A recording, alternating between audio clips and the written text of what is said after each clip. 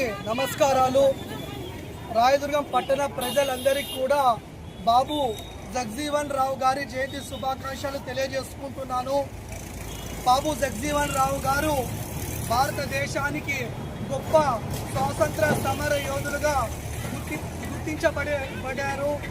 భారతదేశానికి ఒక గొప్ప దళిత నాయకుడిగా జగజీవన్ రావు గారు ఉన్నారు. అలాగే భారతదేశానికి ఉప ప్రధానిగా పనిచేశారు. బాబు జగజీవన్ రావు గారి 119వ జయంతిని ఈరోజు ఘనంగా జరుపుకుంటున్నామంటే చాలా గర్వంగా ఉంది మా అందరికి కూడా. ఆయన చిన్నతనంలోనే వివక్షతకు గురయ్యేవారు. వారు చిన్నప్పుడు చదివేటప్పటి నుంచే విద్యార్థి దశలో నుంచే పోరాట స్ఫూర్తిని వాటిపై నిర్వహించేవారు.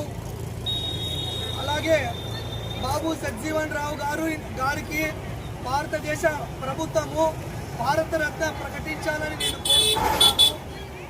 ఆయన దళితులపై వారి యొక్క అభివృద్ధికి వారిపై పోరాటం చేయటం భారతదేశ భావితరాల భవిష్యత్తుకు స్ఫూర్తిదాయకమని తెలియజేసుకుంటున్నాను.